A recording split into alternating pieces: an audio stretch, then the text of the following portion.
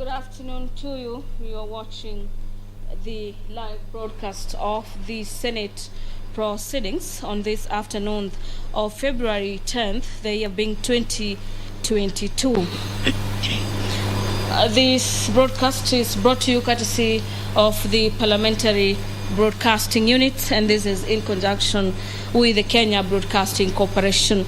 A lot has been lined up before the floor this afternoon, and senators will be resuming debate on a couple of bills that are currently at the second reading stage.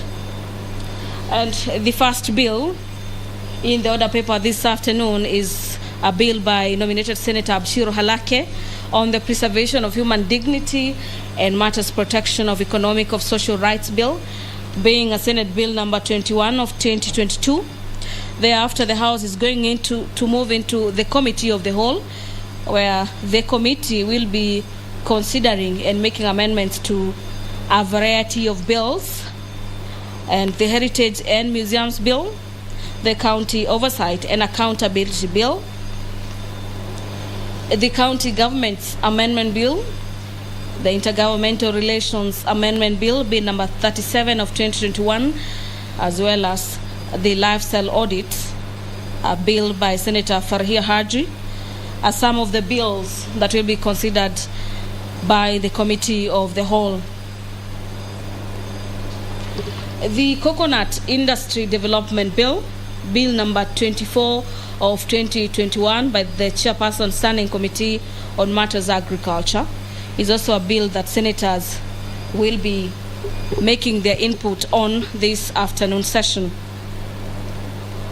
The Chairperson Standing Committee on Matters National Security, Defense and Foreign Relations will be petitioning the House.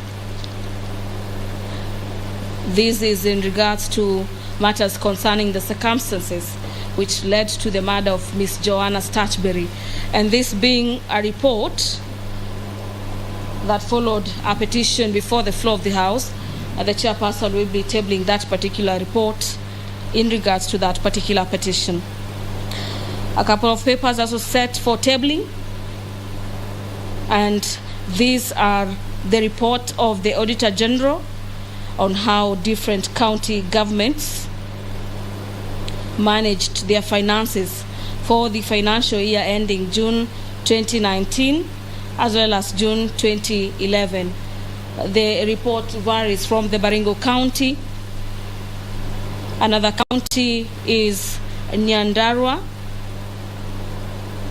There will also be a report by the Auditor General on the financial statements of I-10 Touchback Water and Sewerage Company for the year ended 30th June 2019. A couple of statements will be made before the floor of the House, where members will be seeking a variety of answers, and this is pursuant to Standing Orders number 48 subsection 1. And to just highlight some of the senators who will be seeking statements, the first one is Senator for Siaya County, Honorable Senator James Rengo, who will be seeking statement from the Standing Committee on National Security regarding the circumstances surrounding the death of Mr. Vitalis Makatango Kinda. The Senator for Nandi, Senator Samson Cherargei, will be seeking a statement from the Standing Committee on Matters Tourism on the ban of the export and dealings in the scrap metal in Kenya. Pursuant to provisions of Standing Orders 52 subsection 1, the Senate Leader of Majority will be issuing a statement of this is in regards to the business of the Senate for the week commencing Tuesday, 5th February 2022. The Senator for Kericho County, Senator Aaron Cheriot, will be seeking a statement from the Committee on National Security on the alleged discrimination in the issuance of national identity cards. This is in secondary schools across the country. And nominated Senator Millicent Omanga will also be seeking a statement from the Standing Committee on Matters Finance and Budget, and the statement concerns the unsettled statutory deductions for the staff at the Nairobi County City.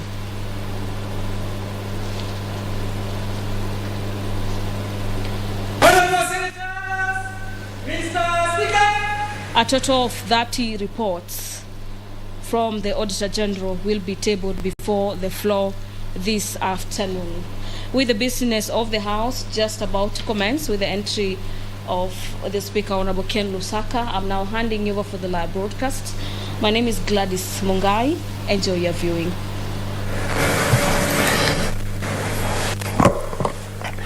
Let us pray. Almighty God, we beseech you, behold with your abundant favor and blessings, as your servants whom you have been pleased to call to leadership positions in this republic. We seek guidance to treat and consider all matters that shall come under our deliberation in so just and faithful a manner as to advance the peace, prosperity, and welfare of our country and of those whose interest you have committed to our charge. Amen.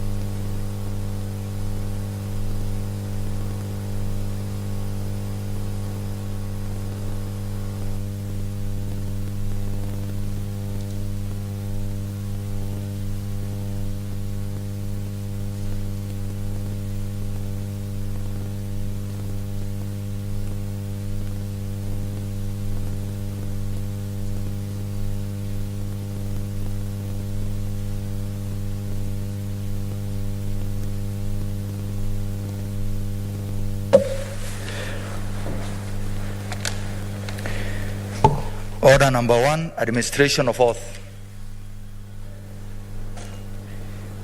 Order number 2, communication from the chair. Order number 3, messages. Order number 4, petitions.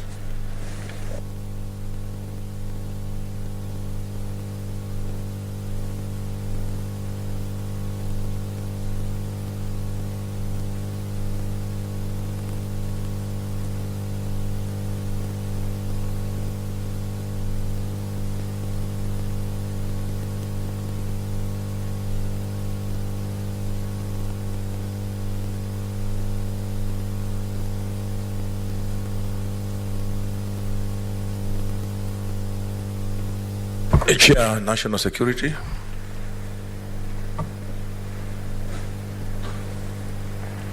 I think it's not there, so it's deferred. Let's go to the next order.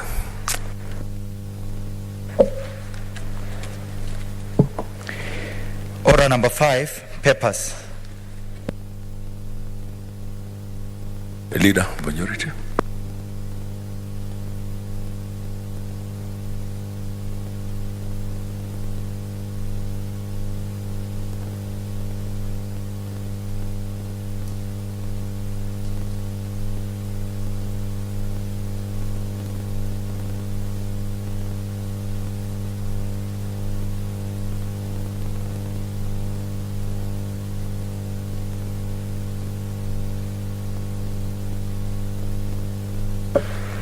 Mr. Speaker, sir, I beg to lay the following papers on the table of the Senate today, Thursday, 10th, the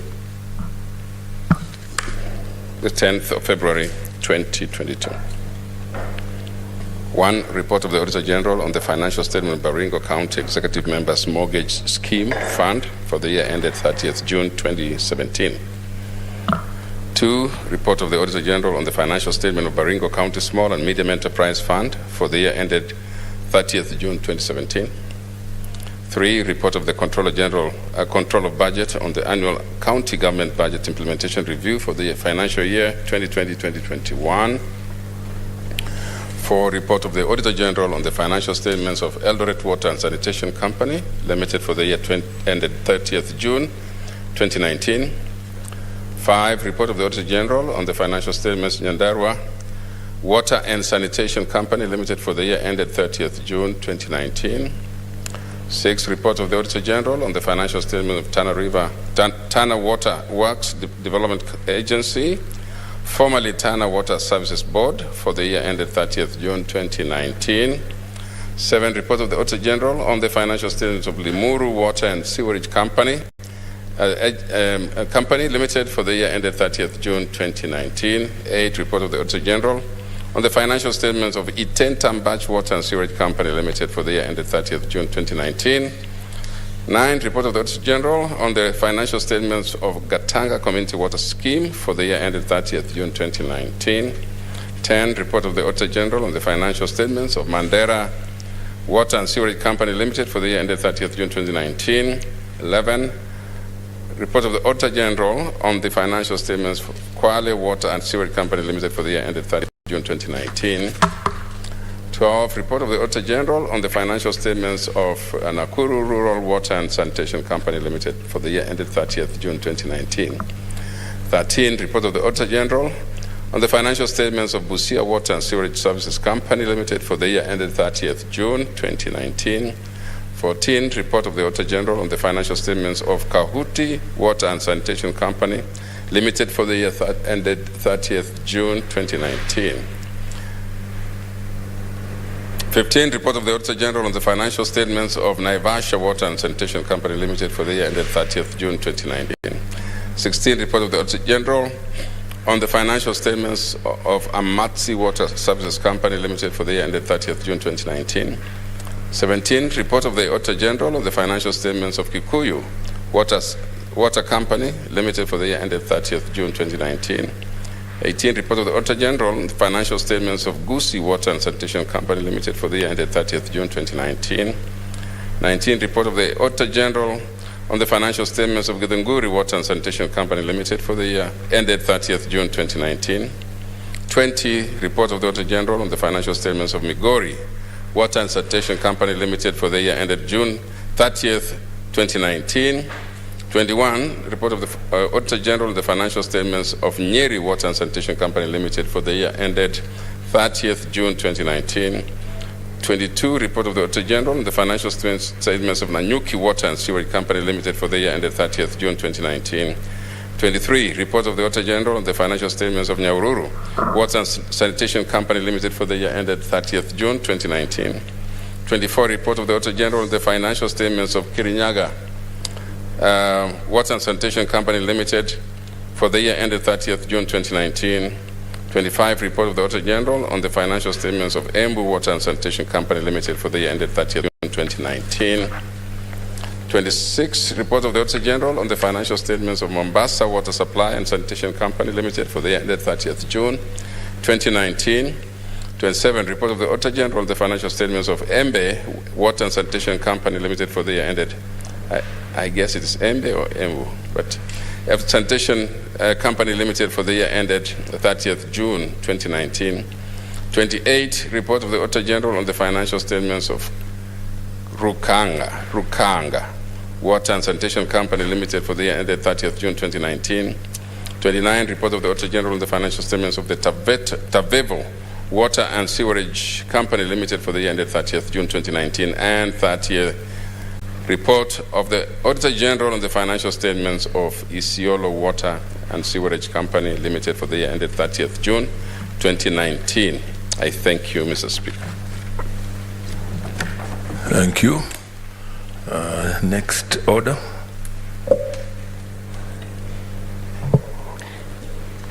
Order number 6, notices of motion.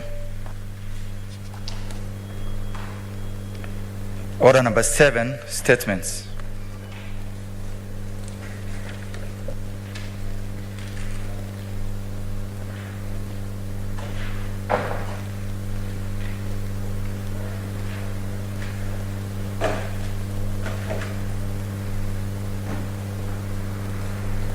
Senator James Agri Orengo. I don't see him. He deferred. Senator Aaron Cheriot. deferred. Should be.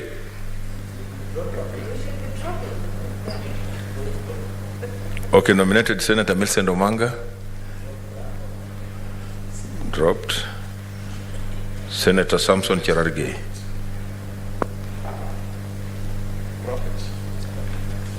There are some of these statements.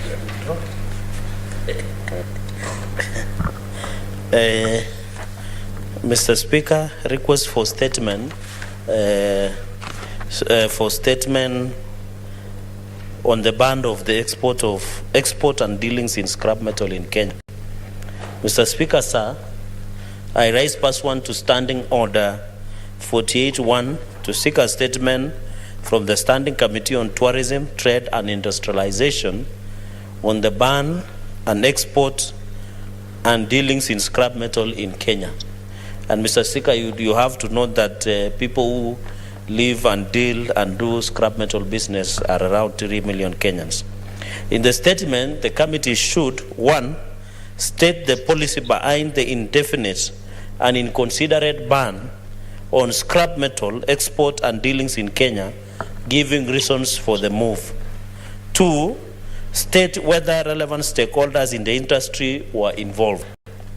3, state the number of culprits that have been brought to book concerning vandalism, malpractices to protect the sector instead of the total ban, which is causing joblessness, anguish, pain, and hurting genuine business people in the trade. Number 4, Mr. Speaker, sir, state the precautionary measures, if any, the government has put in place to cushion the thousands of workers who work in this industry whose jobs have been affected by the move, considering that large manufacturing companies such as Associated Battery Manufacturers, ABM, Mr. Speaker, and you saw the MD even saying that they have closed business and they are likely to move out of the country and therefore losing revenue, and people who have lost jobs have warned of imminent closure due to lack of raw materials by the Associated Battery Manufacturers. Mr. Speaker, the final one, state the targeted measures, if any, that the government has put in place to curb illegal dealings in the sector while providing clear timelines for proper regulatory frameworks to be put in place. And it is important, Mr. Speaker, with your indulgence, that this matter be expedited, if it is possible, even not the usual 14 days, at least within the next few days, Mr. Speaker. If the next Thursday we can get a preliminary report by the committee, because you can imagine that most of the Kenyans who are heavily dependent, which is 3 million plus Kenyans on this business, are now in anguish, in pain, and there is revenue losses. You have had industries are most likely to close, Mr. Speaker. I thank you. Senator Bogisho.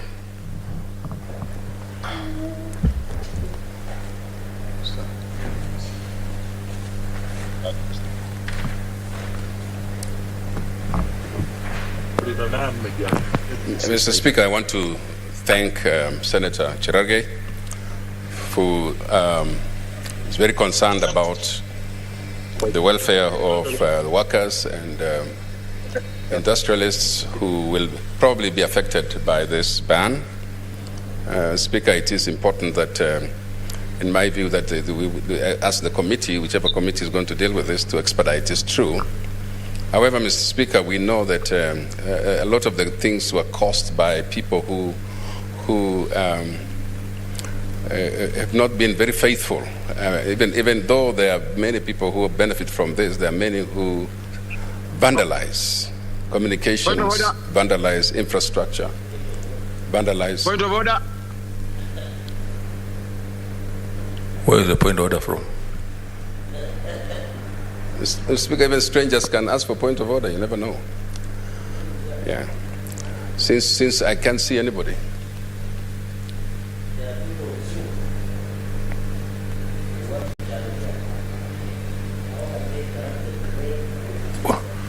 Who is the member on Zoom?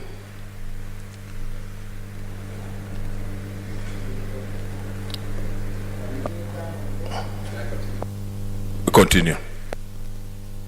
Speaker, I think that I'm just saying basically that the people in this sector, Mr. Speaker, should be ready themselves to also help in the fight against the illegal and the destruction of property, and also help not to purchase some of these scrap metals, Mr. Speaker, knowing very well that they come from infrastructure or they come from communications or from whatever.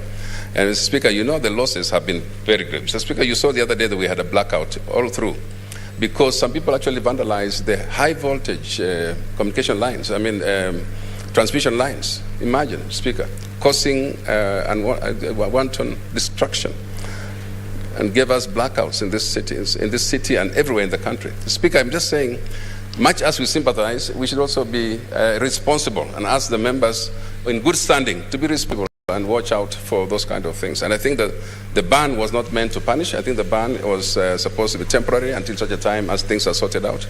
And so I hope then that the committee responsible will quickly return with help, with advice and with answers as has been asked. But I do want to say it's a good move that we are concerned about industry. We are concerned about our young people who are working there or employees of those companies, but on the other hand, also be cautious, Mr. Speaker. So I support. Senator Musuruve.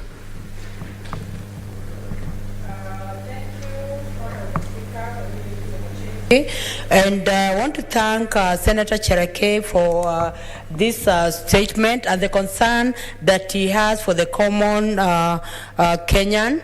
And I want to say, Honorable Speaker, sincerely, blue-collar jobs should be encouraged because most of the time you find that blue-collar jobs come out of one's own initiative. So when you're talking of scrap metals, you find that those who are dealing in scrap metals, those Kenyans who have decided on their own to make a living, and eventually the scrap metals become an industry where they're also able to employ other Kenyans. So I know that I'm a member of this committee on trade and tourism, and I want to assure you, Senator Cherargei, that the many good thoughts you have about Kenyans and the dealers of scrap metal, we are going to interrogate as a committee and see to it that we reach actually a positive conclusive arrangement where the scrap metal is also one of the exports because it is an income generating venture, and apart from that also it creates employment. So I support this statement, and I'm sure my chair, Senator Abdullahi, will be on top of it, and the entire committee. Thank you, Honorable Speaker. Senator Harugura. Thank you, Mr. Speaker, for giving me this opportunity. I'd like to support the statement by Senator Cherargei. Mr. Speaker, we know very well that scrap metal is for the dealers, those who buy, is a source of livelihood. Also, it's a raw material for industries in this country, like the Juakali sector, the steel manufacturing industry, like the battery manufacturing industry. They all use these. But this is a balancing act because in trying to source for this scrap metal, we have seen what has been done, even power lines, the pylons have been vandalized, and we have had the country plunge into blackout because of that. And I believe that is one of the reasons why the government has banned the export of this and dealing in scrap metal. But there is need to balance the two. Here is a balancing act. While considering that this source of livelihood, there must also be enough measures to make sure that the scrap metal is not sourced by vandalizing useful utilities, but strictly from the unused or the now not useful sources, like maybe the already used things like the motor vehicle parts from scraps and all that. There must be a very clear policy on where scrap metals can be sourced from, and that policy needs to be put in place. And I think that is what this statement is about. The government putting in the necessary policy to curb illegal dealings while still allowing the legal dealings to continue. Mr. Speaker, I support and I hope that the committee will act with speed so that the Kenyans who have been benefiting from these sectors are also not made to stay out of getting their means of livelihood from this sector while still having proper policies in place. So there is need to urgently come up with a policy and implement it so that both sides benefit. Thank you, Mr. Speaker.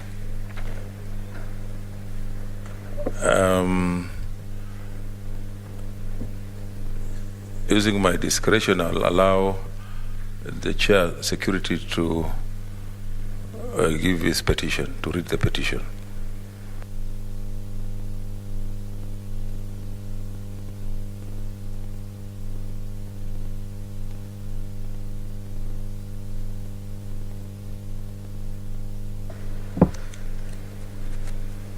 Mr. Speaker, I beg to lay the following petition report on the table of the Senate today, 10th February 2022. Report on the Standing Committee of the National Security, Defense, and Foreign Relations. A petition to the Senate concerning the circumstances which led to the murder of Ms. Joanna Statuberry.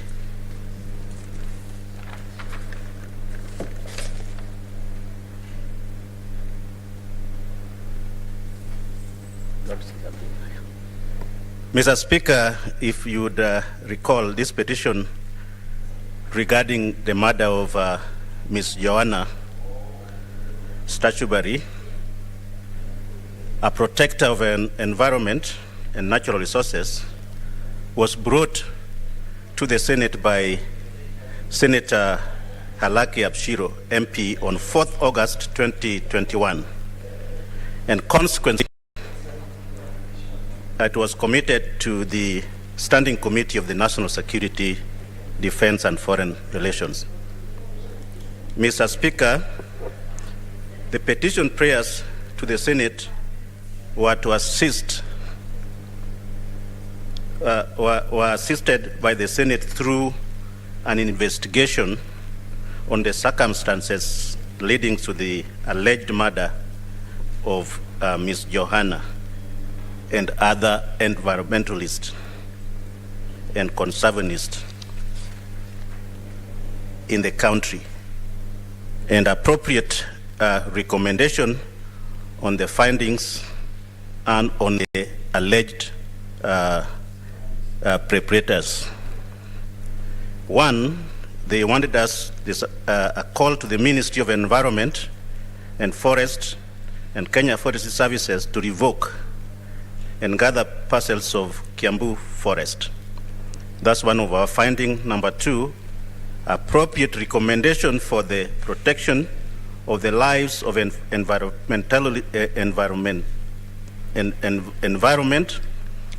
and in Kenya,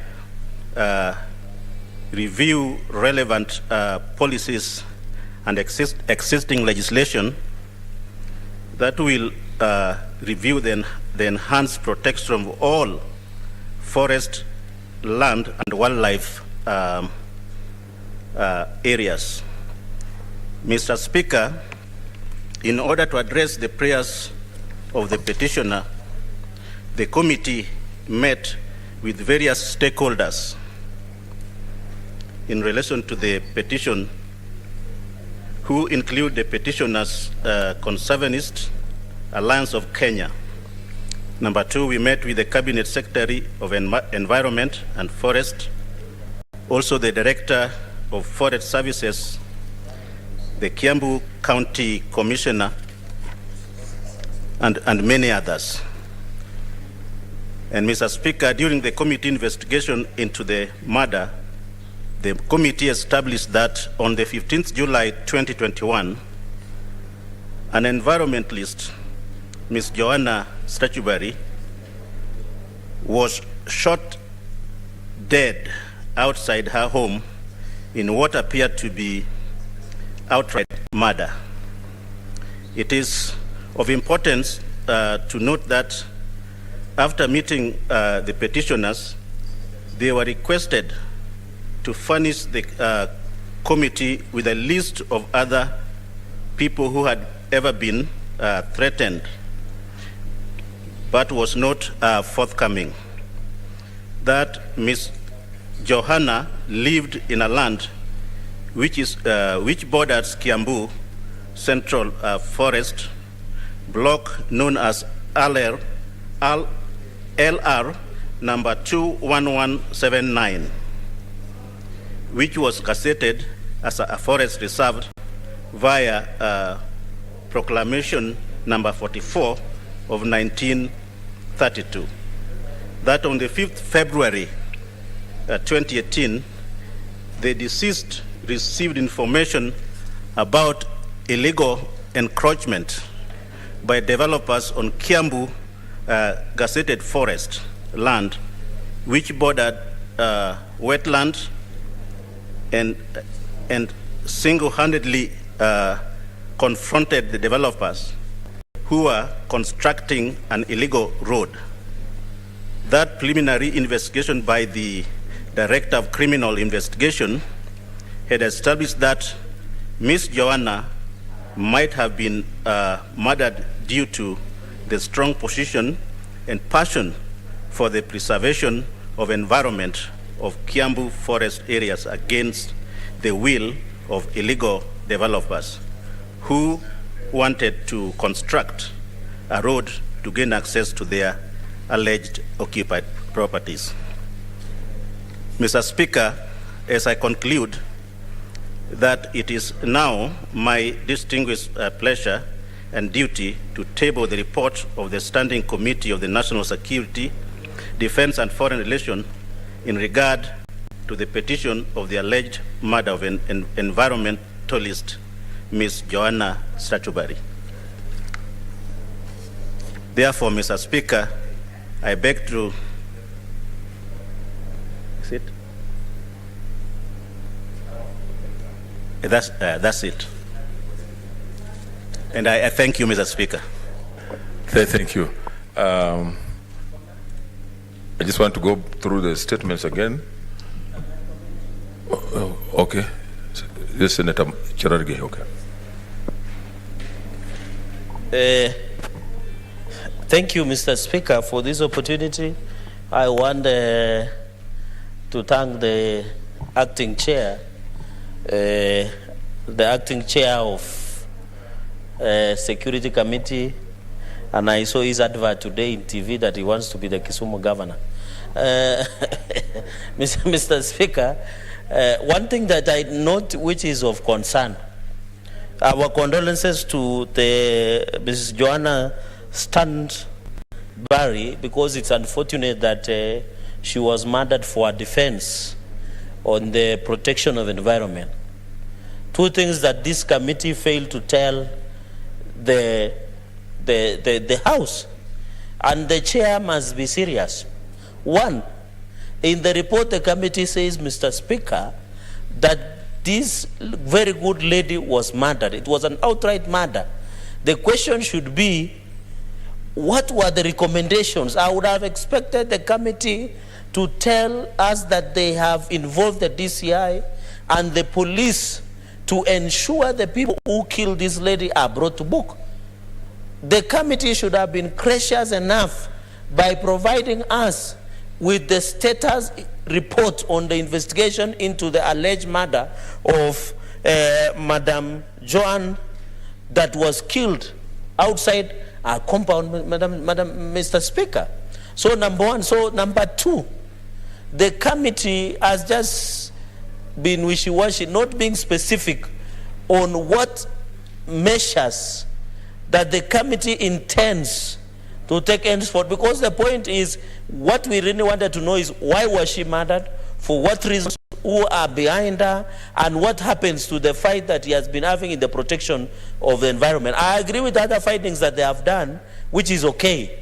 But the bottom line that Kenyans would really want to know, Mr. Speaker, through you and our very good chair of national security, is what happens. You know, you should have told us the EACC and this committee, Mr. Speaker, with quasi-judicial mechanisms, they can even direct the DCI to expedite the investigation into the alleged murder, Madam Speaker, because that murder sent a wrong signal, especially to many people and foreigners who work in the country. that is giving Kenya a bad name, that this country is lawlessness. There are many Kenyans that are killed, Mr. Speaker, and no one goes ahead to find out why, the reason they were killed. We have several that have been killed through extrajudicial killings. You have had cases where even bodies are found, even in the neighboring county for him, like River Yala. We had others in Savo, Mr. Speaker.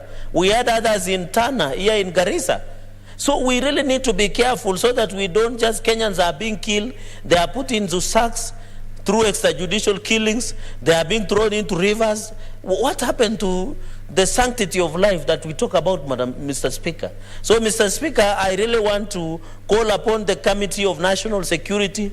I believe in its chairman, the senator, my neighbor, Senator Fred Outa. I always know he's a rabble rouser, but I don't know why he feared to slay the dragon at this point. I know he enjoys a close working relationship with government. He should have used those networks, Mr. Speaker, to even tell the family of our sister, or even other activists or other Kenyans. They would have really wanted to know the status of investigations into the alleged murder of our environmentalists. So for those many remarks, I think the committee can still look at their report. But at this point, Mr. Speaker, I am a bit cagey to say that I support this report. I think the chair should be given more time to give us hard-hitting and practical recommendation. I thank you, Mr. Speaker. Senator Stewart Mazayo.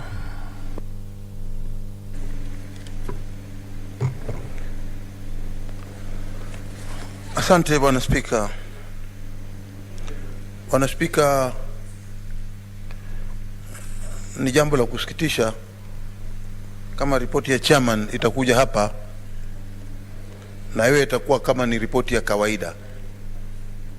Hususan ni kwamba Mkenya amepoteza maisha yake, ama Wakenya wamepoteza maisha yao, na tunatarajia kwamba taarifa kama hiyo ambayo anaileta hapa ndani ya bunge iwe taarifa ambayo imeuma, yani imeshikilia na inaweza kutegemewa, naweza kutufikisha mahali ya kutuambia hichi kitendo kimefanywa na nani na ni kwa sababu gani na hatua gani ichukuliwe na serikali.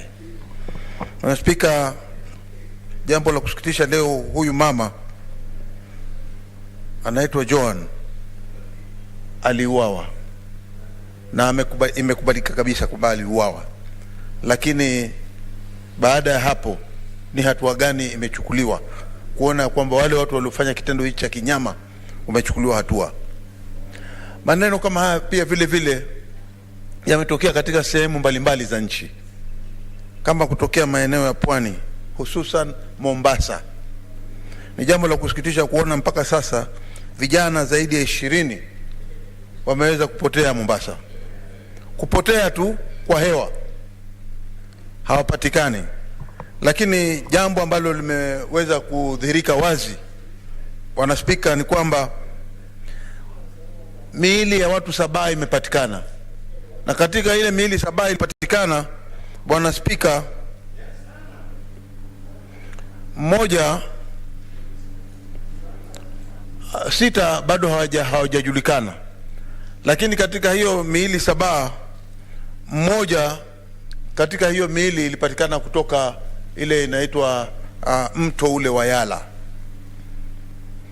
Bwana Spika, visa hivi vya Wakenya kupotea vijana na alafu miili yao kupatikana katika mto wa Yala vimekithiri zaidi, na ni jambo la kusikitisha kuona ya kwamba mto huu sasa unatumiwa kama mto wa kutupa watu waliofariki, ama kutupa watu ambao wameuawa mahali pengine wakaenda wakatupa huko, ama tayari wamechukuliwa na magari, wamezamishwa, wamefungwa, hawezi kuongea, hawezi kufanya chochote, na wakatiwa ndani ya magunia wakiwa wazima, na wakatupwa ndani ya bahari, ambapo ndani ya ile mto ambao hawezi kuogelea wakiwa huko ndani ya ile magunia. Sasa ni hali ya kutetesha, ni hali ya kutetesha sana, kwa sababu Wakenya ni maisha muhimu sana ya Wakenya. Haiwezi tu mara moja mwili ukachukuliwa, mtu ameshikwa leo, kesho tunaambiwa amepatikana Yala kutoka Mombasa, ama kutoka Kilifi, ama kutoka sehemu zote za Kenya. Si haki. Kwa hiyo tunatarajia kwamba mwenyekiti wa kamati hii ya ulinzi tunatarajia awe akija hapa ndani ya bunge la Senate anatuletea ripoti mwafaka ambayo inaweza kutueleza ni njia gani itatumiwa naweza polisi kuona ya kwamba hawa watu wanaotenda vitendo hivi vya kinyama na kutupa watu ndani ya mito kama mto wa Yala wamepatikana na hatua imechukuliwa. Asante Bwana Spika. Thank you so much.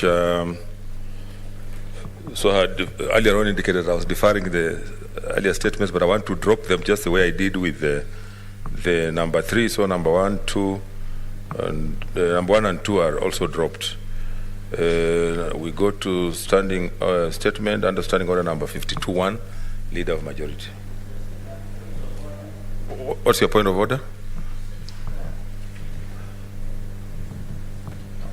Mr. Speaker, I didn't hear you committing to any committee and your directions on my statement, because I had requested that since this is a very urgent matter, at least the committee, with your indulgence, can give us a preliminary report maybe next week so that we can know the way forward. I thank you. Okay, it stands committed to the Committee on Tourism, Trade and Industrialization. So we should be able to get a report the next 2 weeks. Okay. Leader of Majority.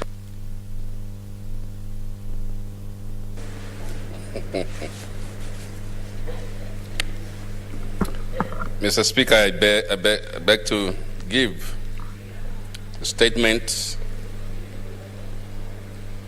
on the business of the Senate for the week commencing Tuesday, 15th February 2022, pursuant to Standing Order 52-1. Mr. Speaker, sir, pursuant to Standing Order 52-1, I hereby present the Senate the business of the House for the week commencing Tuesday, 15th February 2022. Allow me to take this opportunity to welcome Honorable Senators back from the long December 2021 to January 2022 recess. I might also add Happy New Year, Mr. Speaker. I trust that you are all well and that have had an opportunity to interact with constituents, family, and friends. The Speaker has indicated in the Honorable Speaker's communication at the commencement of this session. The 6th session is projected to be a short one. It's February to June. The same was validated upon the approval of the Senate calendar yesterday, Wednesday, 9th February 2022.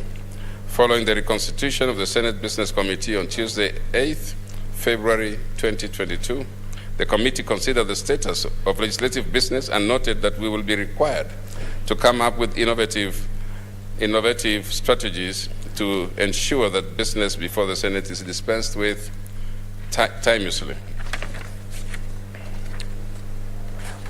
Mr. Speaker, I'm delighted to note that one of the measures recommended by the Senate Business Committee and communicated by the Speaker yesterday is already under implementation. I therefore urge senators with business listed on the order paper to be available to move the same, failure to which such business will be removed from the program of Senate business of that week. Mr. Speaker, sir, the business before the Senate includes 8 bills at the Committee of the Whole stage, 21 bills at the second reading stage, and another 20 bills undergoing concurrence process pursuant to Article 110(3) of the Constitution. In addition, 48 petitions, taking into account the 2 that were referred to the committees yesterday, are pending consideration by respective standing committees, while a number of statements pursuant to standing orders for 748 yet to be finalized by respective standing committees. From the foresaid, Mr. Speaker, the Senate has begun the 6th session with a full plate. In the coming weeks, we expect the Division of Revenue and the county allocation of revenue bills to be introduced in the Senate for consideration, alongside any other bills that will be referred to the Senate by the National Assembly. This will certainly add to our workload, and I urge chairpersons of committees to hasten considerations of business before select committees and to table reports within the stipulated timelines and according to our standing orders. The Speaker, sir, at its next meeting, Tuesday, 15th February 2022, the Senate Business Committee will consider and approve the business for Tuesday, 15th February 2022, which is projected to also contain business that will not be included in today's order paper. The Senate Business Committee will further consider bills at the second reading and committee of the whole stages, as well as motions, as will be contained in the program of Senate business for the week. On Wednesday, 16th February 2022, the Senate will continue with business that will not be concluded on Tuesday, 15th February 2022, and any other business scheduled by the Senate Business Committee. While on Thursday, 17th February 2022, the Senate will continue with business that will not be concluded on Wednesday, 16th February 2022, and any other business. Allow me in conclusion, Mr. Speaker, to thank all senators for the dedication and commitment they have continued to exhibit in their work in service to the people of Kenya, and urge that we all continue to do the same during the sixth and final session. I thank you and hereby lay the statement on the table of the Senate. Thank you, Mr. Speaker. Thank you, honorable senators, for the convenience of the House. I wish to rearrange the order paper so that we go to order number 16 and 17. So, clerk.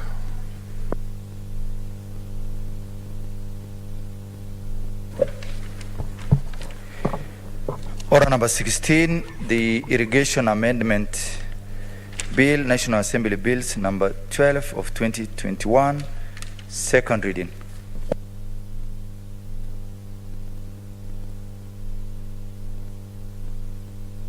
Leader.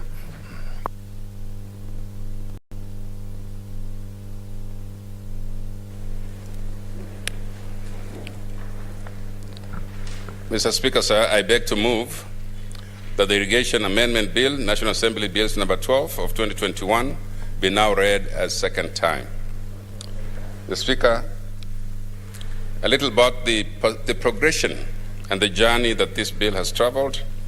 The bill was published on the 16th April 2021, passed by the National Assembly and referred to the Senate on the 21st of October 2021. This bill principally seeks to amend Irrigation Act 2019 to expand the administration and management of irrigation matters by the National Irrigation Authority and ensure adoption of the best practices in irrigation, as well as sustainable development of irrigation infrastructure, investment, and financing. Additionally, Speaker, the bill intends to consolidate the provision, management, and administration of land, both in national and public irrigation schemes, as well as inter-county schemes for public use. Mr. Speaker, in recent years, Kenya has experienced food shortages arising from declining farm productivity, owing to low fertility levels, high input costs, and changing weather patterns in the face of rising population. Key among these is the weather unreliability of rains, which is due to effect of climate change and the fact that Kenya agriculture is heavily dependent on rain-fed systems. This has put the majority of Kenyans in constant state of requiring food relief and farm input subsidies, and a rising concern among public and social institutions. The Speaker, the irrigation has taken a wider step in improving farming in Kenya, a move that has really boosted the level of agriculture in the less endowed areas. Strengthening of irrigation legal framework, therefore, will be an important tool for food security, poverty alleviation, and mitigation against the effects of climate change. In this regard, the importance of the bill cannot be gainsaid. Mr. Speaker, specifically, the bill proposes the following amendments. In Clause 3, 4, 5 of the bill seeks to amend Sections 3, 6, and 8 of the Act by expanding the administration and regulation of irrigation frameworks. The Speaker, Clause 6 of the bill seeks to amend Section 9 of the Act to provide for the appointing and nominating authorities in line with the Constitution. C. Clause 8 of the bill seeks to amend Section 13 of the Act to harmonize the provision of Irrigation Act, Water Act, and Water Resources Management Rules to 2007. Clause 10 of the bill seeks to amend Section 16 of the Act by substituting the reporting obligation under the Act from the Department to the Irrigation Authority. Clause 11 of the bill seeks to amend Section 17 of the Act. It proposes amendments that take into account the already existing legislative and regulatory structures when prescribing administrative and regulatory framework on water storage. Speaker, Clause 12 of the bill seeks to amend Section 20 of the Act by inserting the words "subject to mandatory approvals" immediately after the word "a scheme." Speaker, Clause 13 of the bill seeks to amend the Act in Section 22 on annual estimates to include estimated expenditures for development of infrastructure and the provision of irrigation services. Clause 14 of the bill seeks to amend the Act in Section 27 to include the output level of results in monitoring and evaluation. Clause 15 of the bill seeks to amend the Act in Section 34 to enable the Cabinet Secretary to make regulations to provide for the development of irrigation, including infrastructure and water storage, and to provide for government agencies, consultation and collaboration. Clause 16 of the bill seeks to amend the Act in the schedule in paragraph 2 to provide for other conditions for removing of a board member by the Cabinet Secretary. It further proposes amendments to paragraph 3 of the schedule to provide for quorum for meetings to harmonize the provision with existing policies and on board meetings. So, Mr. Speaker, this is a very important amendment. These are very important amendments on the bill, on the Act. And, Mr. Speaker, I just ask that members to look at it carefully and support, because the sooner we pass this, Mr. Speaker, the better for all of us, as we're going to see an improved irrigation sector services in this country. Mr. Speaker, we know we have had issues even with irrigation matters, Mr. Speaker, and I think that these amendments will then come to help sort out the issues. With those few remarks, Mr. Speaker, I beg to move and ask Senator Zayo to second. I thank you.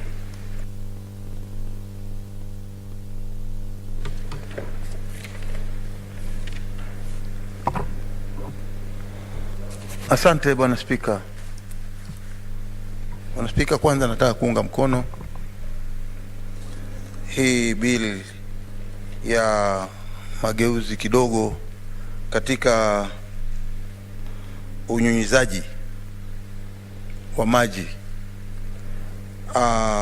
Bwana Spika, tunaweza kuona kwamba ukulima ni uti wa mgongo wa nchi yetu ya Kenya, na hususan bili hii ikiwa inahusikana na unyunyizaji wa maji, ni kumaanisha ni jukumu muhimu sana katika nchi yetu, ili kuona ya kwamba tumeweza kutengeza chakula cha kutosha ama mimea ambayo inaweza kuzaa vyakula vya kutosha kustahimili wa Kenya, kwa sababu tunakumbwa na janga la njaa mara kwa mara. Kwa hiyo hii ni sekta ambayo ya unyunyizaji wa maji katika mashamba itaenda kwa muda mrefu kusaidia wa Kenya.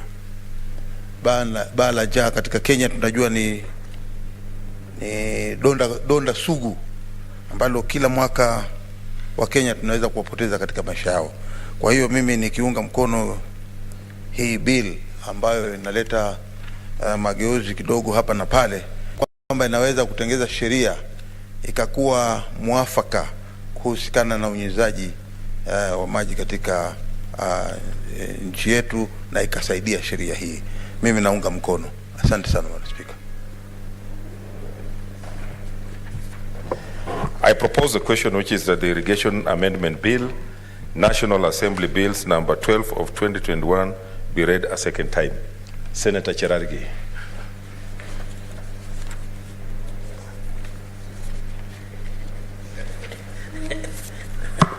Mr. Speaker, thank you for this opportunity. This is the National Assembly Bill number 12 of 2021. This is a straightforward amendment because I've seen it's more of edit that needs to be done. But Mr. Speaker, I'll be very brief. Mr. Speaker, as you are aware, we are being told this year, or is it the end of last year, that 2 to 3 million Kenyans are facing starvation and hunger because of lack of food, because of non-strategic placement of structures to ensure. Mr. Speaker, for heaven's sake, we are in 21st century.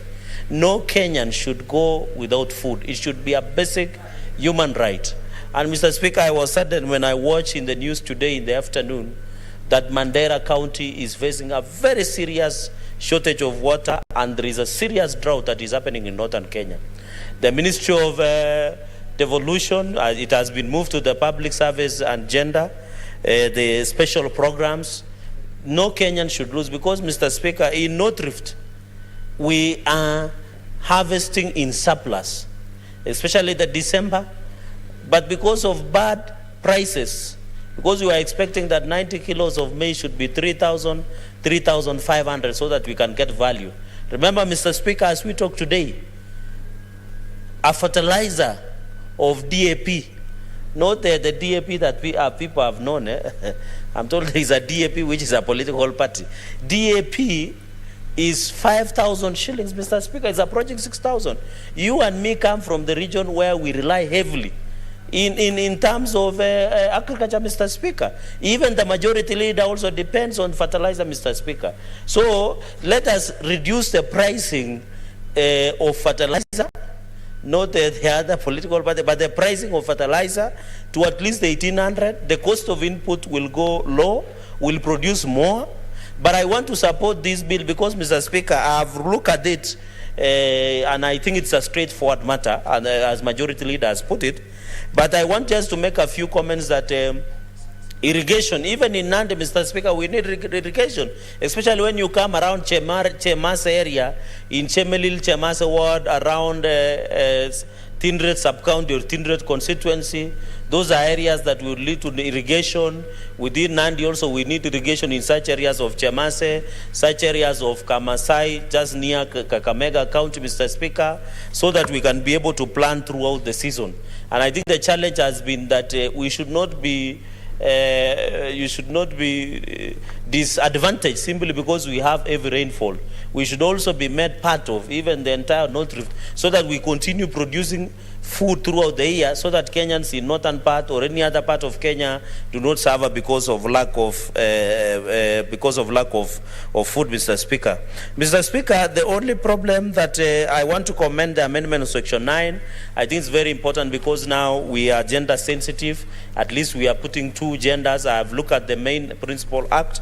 It was not there. I want to commend this. Secondly, I want to commend the inclusion of county governments in part of the nominees, that there are 4 that are being submitted by Council of Governors, which is significant because the principal act under Section 9 had not factored that. And of course, although the national government, I don't know why the national government would want to have its thumbprint in every department, but okay. And then I agree with the drawing. At least, Mr. Speaker, if you look at it, they have tried to get people of civil engineering, economics, water engineering. I think these are basic understanding of what is happening, Mr. Speaker. The only place I have a problem with, Mr. Speaker, is the Section 17. Section 17, and that will end my comment. I will allow other colleagues to comment.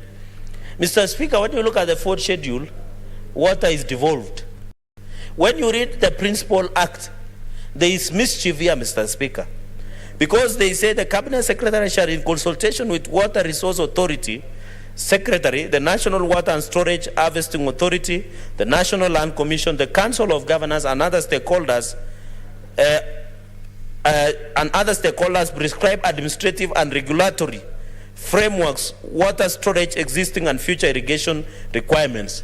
That is in the principal act. I think it's the same. But where I have a problem is when you look at the introduction of sub-article 2 without prejudice to subsection 1, the Cabinet Secretary shall ensure that irrigation development are planned and implemented. But what we are forgetting, Mr. Speaker, is under the 4th schedule, the role of water has been fully devolved. So the Ministry of Water should be minimal. It should have been minimal as the smallest mustard seed that the Bible talks about it. That is only the smallest seed, Mr. Speaker, in Matthew. So I don't know why the minister will have sweeping powers and saying without prejudice, which it can mean it can ignore. I wish they would have said, shall ensure that in consultation with county governments, Mr. Speaker, because we are the protector of devolution under Article 96. These small amendments, Mr. Speaker, and you know when I used to be the chairman, JLAC, they used to bring omnibus. You can, Mr. Speaker, we are reversing the gains of devolution by doing this minimal, and the retired judge will understand this better, Justice Stewart Manzayo, is that they are bringing very small changes, but very little and dangerous to devolution, Mr. Speaker. So, Mr. Speaker, you cannot tell that the stakeholders can participate in the formation and formulation of the policy of irrigation and also implementation, but you can come and tell the minister you can still come through the back door and come up with any implementation, which means we are just, in other words, taking back to where we are trying to run away from. And that is why you find the Ministry of Water is controlling a lot of money that should have been used through revenue allocation and ensure, Mr. Speaker, we give our people water. The biggest threat, in fact, in Kenya, Mr. Speaker, we should no longer be discussing about waterborne diseases. We should no longer be discussing that Nairobi does not have water. Yet the function has been devolved. I agree that it should be cross-cutting in terms of policy directions that have been provided, Mr. Speaker. So, Mr. Speaker, I really want to say that this is a threat to devolution, this provision. I wish the Parent Act should have been retained the way it is.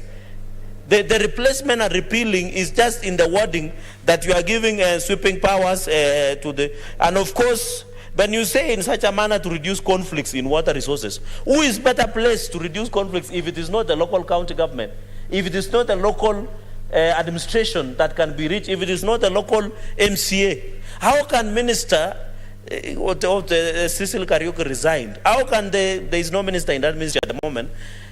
How can the minister in Nairobi know the problems that people are facing in Mandera, in Wajir, in Nandi, in West Pokot? I thought the best placed person is the governor, because he understands the nature of conflicts that we have. So, Mr. Speaker, I think I will bring an amendment to that. I know the worry of the majority leader is that this matter might go back, Mr. Speaker, to the arbitration committee or mediation committee. But let us not allow, and I want to say this, let our senators be keen. There is a systematic way of eroding the gains that devolution have made, Mr. Speaker. Finally, Mr. Speaker, on the issue of Section 34, I think I don't have a problem because it's more of an infrastructure. The issue of expenditure, Mr. Speaker, and monitoring and evaluation, I agree with amendment of Section 27. The Principal Act has not provided that, which is important because also we would want to know what are the mechanisms that have been provided for monitoring and evaluation, for development, governance, management, regulation. Because, Mr. Speaker, apart from health and these sectors like education, the heavily funded sector is water. And there are many donors who would likely to support Kenyans, Mr. Speaker. It's so painful that Kenyans cannot get clean water. It is a basic human right. It is unfortunate that people from northern Kenya and Ukambani who experience erratic rains cannot do farming. And those places are fertile, Mr. Speaker. All of us here have traveled to such areas. And they know if those people are provided with reliable irrigation, Mr. Speaker, they can be able to plant their own food and be food sufficient. It is unfortunate that as we talk about this, the infamous Kulalu Kalana has been swallowing money. But the Kenyans are yet to see value for that irrigation project, Mr. Speaker. Why do we put a lot of money to Kulalu Kalana if we can subdivide to counties and allow counties to have the irrigation, Mr. Speaker? So there is no value that we are giving to the people. I don't see your card. Do you want to be informed, Senator Cherargei? A retired judge, why would I decline? Okay. It must be good information. Asante Bwana Spika. Bwana Spika, le shamba la Galana Kulalu hakuna tena. Kwa hiyo haitamsaidia hata akilisema sasa kama pengine lilitumika vibaya ama namna gani, ni kwamba limefungwa, hakuna kazi yote inaendelea kule katika Galana Kulalu. Thank you, Mr. Speaker. Thank you, Senator Stewart Manzayo, for that information. And of course, the point I'm trying to make, in as much as we want to go, is that money has already been spent. That is what I wanted to... There is a point of order from Leader of Majority. The Speaker, is the retired judge, my friend, the Honorable Senator for Kilifi, in order to mislead this House and mislead the nation by misinforming us that the Kulalu is dead? Mr. Speaker, while I know to the contrary that they even have had harvests this year. Is it in order to mislead us, Mr. Speaker? Senator Mazayo, since you come from there, you may have to give more information. Yes. Bwana Spika, pengine kiongozi wa walio wengi hajaweza kufahamu vyema ni kwamba hivi sasa serikali ndio inafanya mipango ya kuweza kuwekeza wale watu ambao wanataka kutengeneza shughuli ya Galana Kulalu, mambo ya mimea, mambo ya mazao na kila kitu. Lakini hivi sasa tukiongea ni kwamba upande wa Galana Kulalu hivi sasa, ikiwa area yangu mimi mwenyewe ninayowakilisha hapa ndani ya bunge, haifanyi kazi. Hakuna chochote ambacho kinatendwa katika lile shamba la Galana Kulalu. Leader of Majority. Speaker, I think coming from the fact that I am responsible here for government business, and I know, and I have information, Mr. Speaker, the fact that there was no crop this year doesn't mean it is dead. But the fact that he doesn't see what's going on, it's not visible, Mr. Speaker. I want to inform him that it's a lot of activity and that's going on. And so let us allow it to happen. Speaker, I think it will be misleading to say it's dead, because I know, Mr. Speaker, that the government is putting a lot of effort to make sure that it is an ongoing irrigation scheme, in fact, to be one of the biggest irrigation schemes in the country. Yes, Senator Mazayo. Bwana Spika, sijui kwa nini tunajibishiana na kiongozi, na mimi naongea kwa upande ule ambao ninaufahamu vizuri na ni eneo langu. Ni kwamba shamba hili sasa limepata mabwenyenye. Ni kwamba wameweza kulikata mapande. Serikali imeweza kukata mapande. Akitaka nitoboe nitatoboa. Linaweza wameanza kukata mapande na kugawanya, na watu wale wanaishi pale, wanaoishi katika maeneo hayo mashamba hawajapewa. Na iko kesi kubwa sana ambayo sasa tumeleta kwa serikali ya kwamba wenyeji wenyewe wapewe katika yale maeneo ambao Galana Kulalu ni pande mbili. Galana iko Kilifi, Kulalu iko Tana River. Kwa hiyo lazima yeye anaweza kuelewa katika yale maeneo. Maneno haya sasa yanajibishiwa kwa hali ya kwamba watu wanazungumza iweze kugawanywa kisawasawa na haki ya wale wakaaji wa pale. Kama ni Wagiriama wanaketi hapo, wapewe haki yao. Kama ni hao mashamba, wapewe mashamba yao. Ndio sababu nakwambia Bwana Spika ya kwamba hiyo biashara ya kwamba Galana Kulalu inazaa mazao imesimamishwa kufikia hivi sasa. Na hivi sasa ndio watu wako katika ile process ama katika zile njia za kuweza kugawanya hiyo, kuweza ku-identify wale wakaaji wa maeneo hayo, wapewe maeneo yao, na alafu kule ambao kutabaki basi wanaweza kuleta watu wengine. Serikali inaweza kuleta watu wengine. Bado hatujakubali katika hiyo maneno. Ukae ukijua hivyo. I don't know how long this is going to take. Mr. Speaker, I don't want this to go any further. I just want him to understand that his version is inspired by his political side of things. But Mr. Speaker, as late as this week, last week, we were with the Ministry of Agriculture, Speaker, in Mombasa, of irrigation, and we were dealing with this same matter with all information, Mr. Speaker, given to us about what the government is doing in order to irrigate much more land. But Mr. Speaker, there is no such a thing as giving away land to people, except if it is designed so that, Mr. Speaker, you have a portion for irrigation. What the government is doing in Galana Kulalu, I don't know about the separation of the two. as a project is going on, Mr. Speaker. I just want us to end there. It's going on, and I think it will be up to him to convince his people about it. But, Mr. Speaker, we should not end up in this House declaring a multi-billion shilling project that the government has invested in dead. I don't think that's not the position at the moment. Thank you. Order, senators. I think it's a matter of interest, and maybe from where I sit, I can direct that the Committee on Agriculture visits the project and gives us an accurate report on what is on the ground, because it's a matter of a lot of interest. Hiyo wenyewe kupewa sasa, hiyo ni story ya siku nyingine. Proceed, Senator Cherargei. Mr. Speaker, I'm wondering why the majority leader is saying Senator Stewart Manzayo, his political side. I thought they are in Azimio together. Mr. Speaker, and I tend to agree with Senator Stewart Manzayo because Kilifi is a representative there, Mr. Speaker. And kuna hoja la nidhamu kutoka kwa Senator Manzayo. Bwana Spika, jambo tulilokuwa tunaongea hapa ni la muhimu sana. Na ni ukweli kwamba mimi na ndugu yangu Sami Pogisho tuko upande mmoja wa kisiasa katika eneo la Azimio. Na sioni sababu yoyote kwamba mtu anaweza kuleta mambo ya Azimio hapa ikiwa swala linaloangaliwa hapa ama linalopewa macho zaidi ni swala muhimu zaidi ya kwamba ni mambo ya mashamba. Kwa hiyo yeye ana haki ya kuweza kuleta mambo ya kisiasa hapa, na hali mjadala wenyewe hakuna mtu yoyote ambaye ameleta kitu cha kisiasa hapa.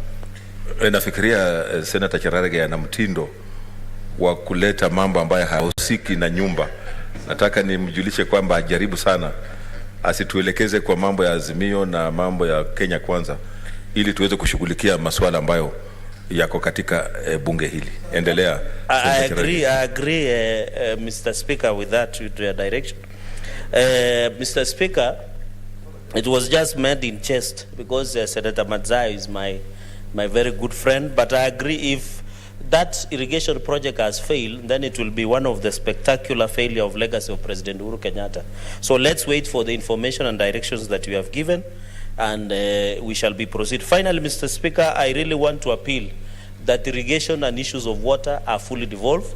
I wish, like even the example of the irrigation scheme of Kulalu, I wish county governments that are within that region would have given the heads up, so that the only role of the national government, Mr. Speaker, is just to give policy directions and stakeholder engagement. So we look into the future, but if that amendment that I have indicated of clause 11 can be amended, and I hope a majority leader will give us leeway.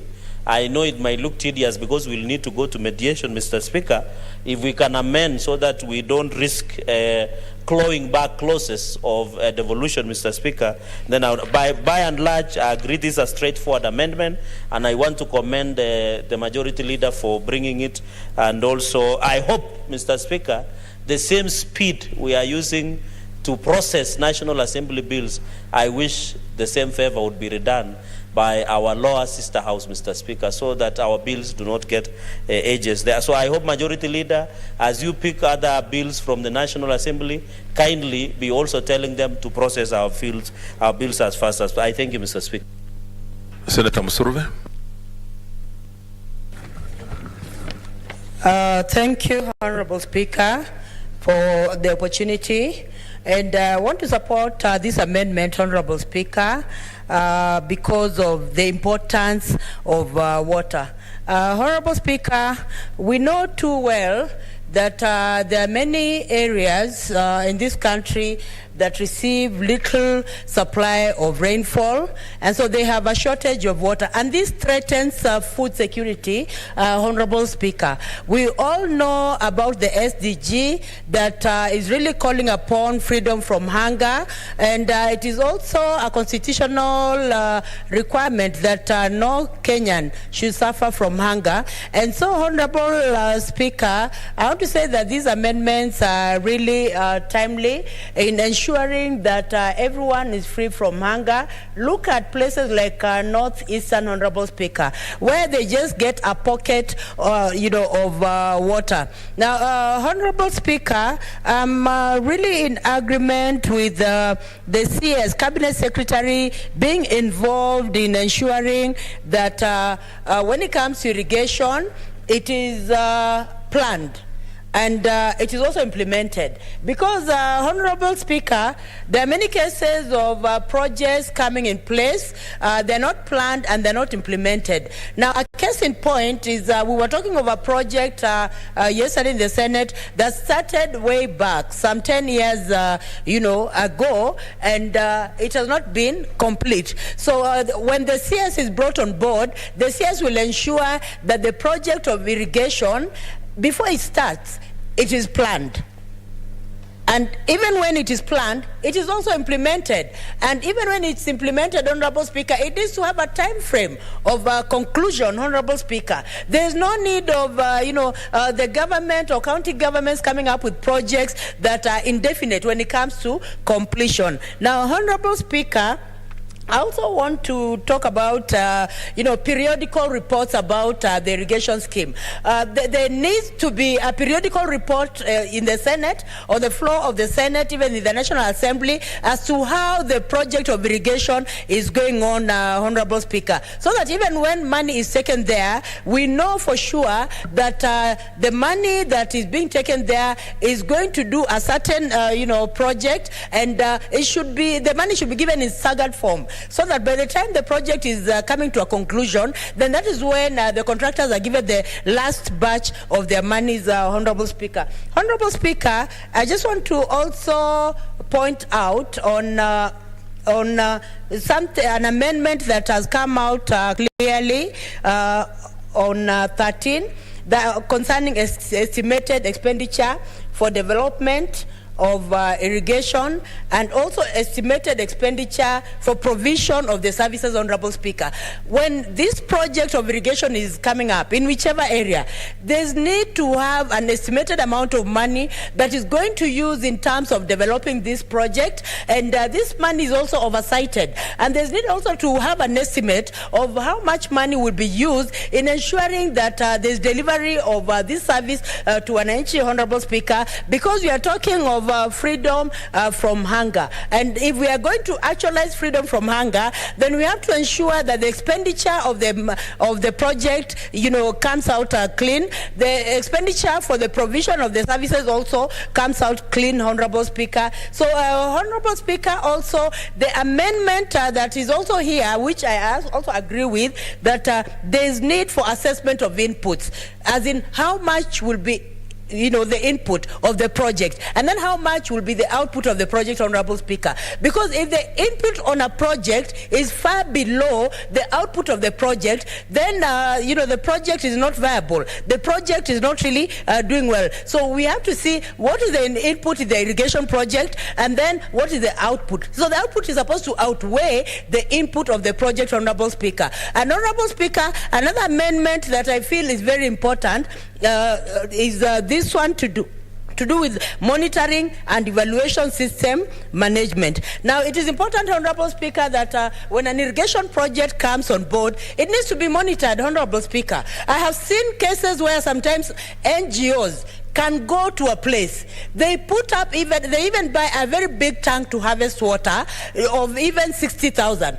But when it comes to monitoring, Honorable Speaker, you'll find Land Cruisers, very expensive Land Cruisers, going to monitor just that one project, Honorable Speaker. So there is need also to see this project that is brought on board, if it's an irrigation one, then the monitoring of this project, how is it done? So that monitoring of the project does not also outweigh the project itself, the input itself, and the output itself, Honorable Speaker. Because the irrigation project is supposed to help the locals. We are talking of freedom from hunger. We are talking of no Kenyan should be hungry. And SDG, one of the SDGs is very important when you're addressing the issue of poverty, Honorable Speaker. So the project must be viable. The project must also also come out as, being also transparent in the manner in which it comes out in terms of expenditure, in terms of also how it benefits people, Honorable Speaker. And Honorable Speaker, there's also an amendment that is also important here, that when you're talking of irrigation, then we cannot talk about irrigation without factoring in the issue of infrastructure. Take an example of you're going to a place like Northeastern. Maybe the road is not accessible, Honorable Speaker. How will you even begin implementing a project in a place that is inaccessible? So when you're talking of, the irrigation project, infrastructure has to come in. The roads have to come in, Honorable Speaker. The installments have to come in, Honorable Speaker.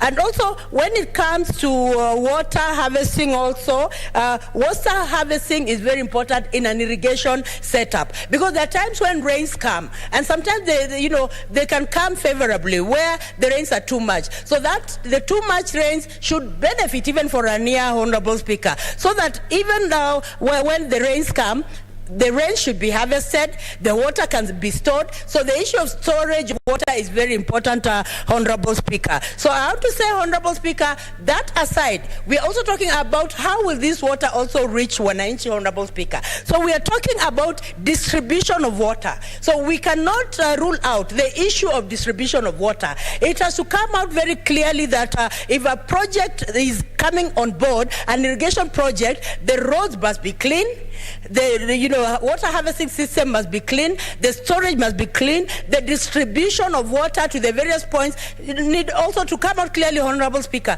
There are many instances when we waste our God-given water, Honorable Speaker, especially during heavy rains. That is water for free. You don't pay for it. It is water that Almighty God has given to us, Honorable Speaker. So it is just in good faith that even when you're talking about the irrigation, we also make sure that we harness this water that God has given us, so that we store it, so that we are able to distribute it to people for a better season, Honorable Speaker. I want to say, Honorable Speaker, even as talking about irrigation, we must be strategic as a nation to ensure that we are putting strategies in mind, in place, that will help, far-flung areas that have problems with water, be able to secure that water after some time, Honorable Speaker. I have seen what farmers do.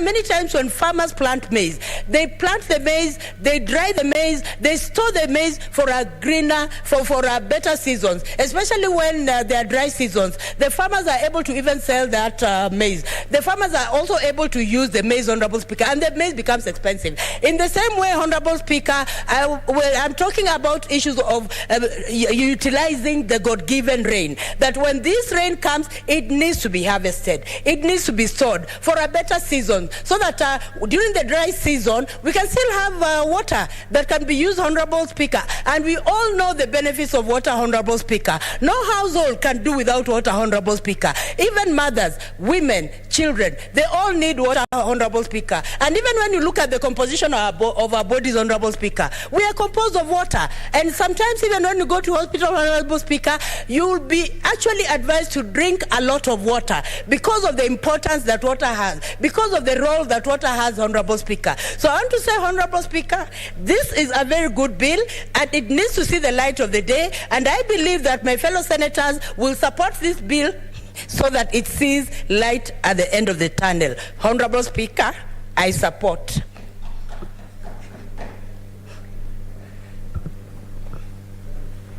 Senator Shionga. Thank you, Madam Speaker, for giving me this opportunity to support the Irrigation Amendment Bill. Madam Speaker, I want to start by saying that it's very important, and we all know that any amendment to any bill, it creates an opportunity for improving, especially livelihood of us Kenyans, and even creating job opportunities. Madam Speaker, when we look at irrigation bill that has been set with us, or the amendment bill, Madam Speaker, when we look at the productivity, it's improving the productivity of Kenyans in spending on foreign exchange, especially in the importation of foreign food that we keep on importing in Kenya, whereas we have vast of land. So these irrigation schemes, if we have irrigation schemes that have been managed well or are going to be managed well, and we make use of it in terms of even investing in terms of labor, then we are improving on Kenyans. I've talked about saving on foreign exchange. Again, I say that we shall save much more money that we use when we import things like rice that we can plant in Kenya using irrigation schemes. We save a lot even on the labor market that we always import outside when people are going to look for jobs outside. And the same people, you find that they are going to work even in irrigation schemes. You can see even in Israel, the vast of land in Israel is arid. And even in Kenya, part of the land is semi-arid and arid.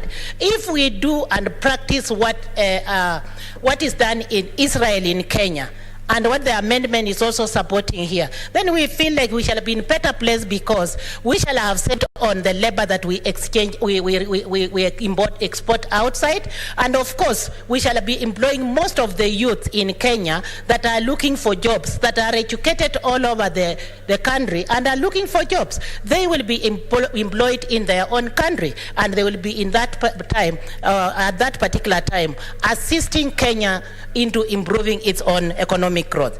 Madam Speaker, I have seen also when we see this amendment, we look at the activities that work around. And most of the activities with the irrigation scheme, you find out that we have development like in terms of infrastructure. And when we have this bill of irrigation passing, then development then goes with it, because we cannot only invest where we do not have infrastructure. So the two things, the infrastructure and development, they will all work together, and we shall be improving parts of our countries that have not developed, that have not seen infrastructure since the beginning of its independence. So I just want to say that I support the amendment and I support the irrigation bill, because food production will be there. We shall be fitting our own Kenya. We shall be lessing money in foreign exchange. We shall be improving in development, improving in infrastructure development, and even we shall be improving on the livelihood of Kenyans, who then depends on those irrigation schemes to get food, to get employment, and to get other things, especially the basic needs that they need. And even the towns around the irrigation scheme can improve. We find out that when we have an irrigation scheme like in Bura or in Mwea, there are towns that start growing up. And those towns, you get that people are getting self-employment. And those are the things we want to improve in Kenya. Those are the issues we want to sort out in Kenya. And those are the benefits that Kenyans are looking forward in improving livelihood of Kenya. Otherwise, I want to thank you, Madam Speaker, and I support the amendments. Thank you, Senator. Senator Pareno Judith. Thank you, Madam Speaker, for giving me this chance to contribute to these amendments to the irrigation sector.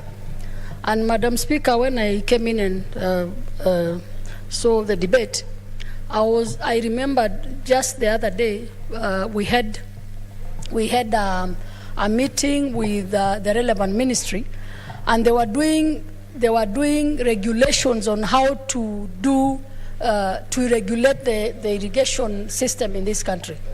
And we had very robust discussions as to whether in regulations we are going to be too mean to those that have very little to irrigate, yet very useful for sustaining our livelihoods and sustaining our usual food security. And Madam Speaker, what really caught the attention of the Delegated Legislation Committee was the Kulalu, what was the other name? I think it's Galana Kulalu irrigation scheme. The presentation that was made to us is that a whole 7 billion went down the drain. Why? Because somebody procured a company to come and do the irrigation system, to start the plant off. The money was given, and actually the officers told us that they could not account for the company that was dealing could not even account for the expertise that they were supposed to bring to come and do that project. So in effect, it delayed, and at the end of the day, they had to cancel that contract and that tender, and they are now restarting afresh.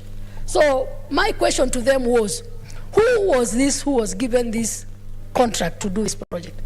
Did you follow up? Who was this who was supposed to procure experts and did not procure experts, and therefore the project failed? And what have you done as a ministry or as government to ensure that that person accounts for the 7 billion that went down the drain? Did you ever arrest? Did you ever investigate? Do we have a report on that? Madam Speaker, we were shocked to be told that we are yet to start following on that, yet it is almost 7 or 5 years down the line. So our question was, did we intend to just appoint somebody to take that money down the drain? Because if we are not even following on that money, then what are we doing? So it is not the laws in this country that are insufficient. The laws are there. We keep amending. We are speaking, saying that we need food security. We do irrigation. But at the end of the day, that irrigation system is not whatever we put into action or the law that we put into place is not implemented because nobody goes to follow up on what is happening on the ground. So while irrigation is a good start, a good gesture, while food security is something that we must do as a country, we must also ensure that people are accountable to these systems that we put in place, saying that we are going to realize production of food because we are going to do irrigation, and yet somebody down the line has not been even accounted for the money that has gone waste, into waste. So, Madam Speaker, I support these amendments. It is time we got serious. It is time we went back to the schemes and ensured that we have enough food in this country. Madam Speaker, I support. Thank you, Senator.